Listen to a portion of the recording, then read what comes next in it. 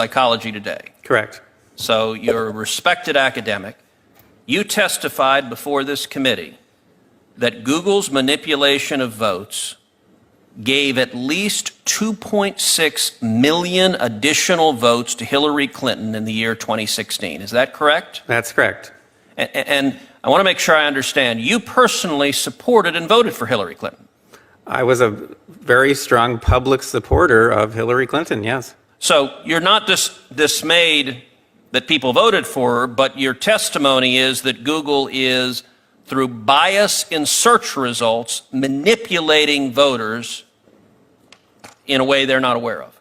On a massive scale. And what I'm saying is that I believe in democracy, I believe in the free and fair election, more than I have any kind of allegiance to a candidate or a party. And looking forward, if I understood your testimony correctly, you said in subsequent elections, Google and Facebook and Twitter and big text manipulation could manipulate as many as 15 million votes in a subsequent election? In 2020, if all these companies are supporting the same candidate, there are 15 million votes on the line that can be shifted without people's knowledge and without leaving a paper trail for authorities to trace. Now, you described the Go Vote reminder, and you said it wasn't a public service announcement, but rather manipulation. Can you explain how? I'm not sure everyone followed the details of that.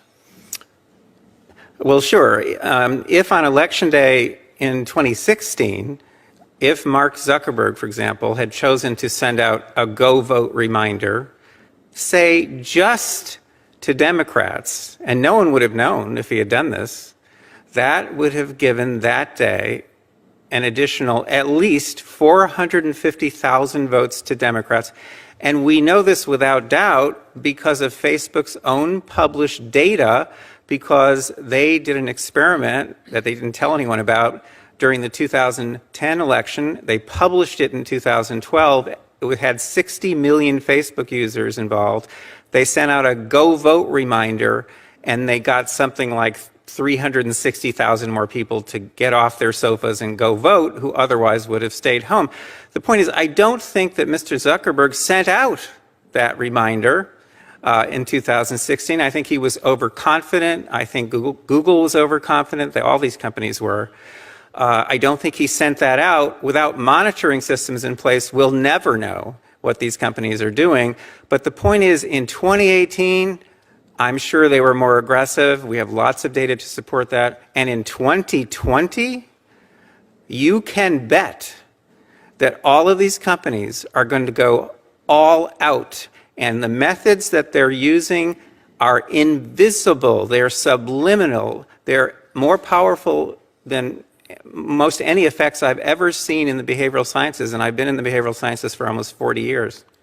You know, our Democratic colleagues on this committee often talk about what they view as the pernicious effect of big money and big corporate dollars. What you are testifying to is that a handful of Silicon Valley billionaires and giant corporations are able to spend millions of dollars, if not billions of dollars collectively, massively influencing the results of elections. And there's no accountability. You said, we don't know. We have no way of knowing if Google or Facebook or Twitter sends it to Democrats or Republicans, or how they bias it, because it's a black box with no transparency or accountability whatsoever. Am I understanding you correctly? Senator, with respect, I must correct you. Please. If Mark Zuckerberg chooses to send out a Go Vote reminder just to Democrats on Election Day, that doesn't cost him a dime. Fair enough. Do you happen to know who the Hillary Clinton campaign's #1 financial supporter was in the year 2016? I think I do, but please remind me.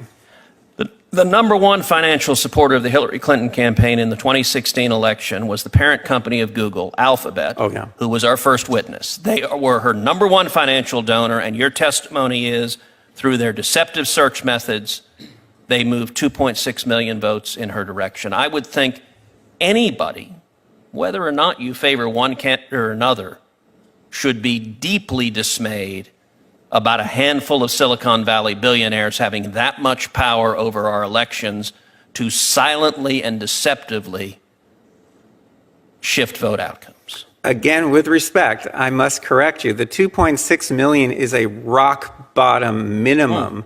The range is between 2.6 and 10.4 million, depending on how aggressively they used the techniques that I've been studying now for 6.5 years.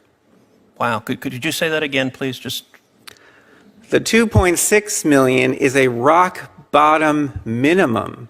The range is between 2.6 and 10.4 million votes, depending on how aggressive they were in using the techniques that I've been studying, such as the search engine manipulation effect, the search suggestion effect, the answer bot effect, and a number of others. They control these, and no one can counteract them. These are not competitive. These are tools that they have at their disposal exclusively.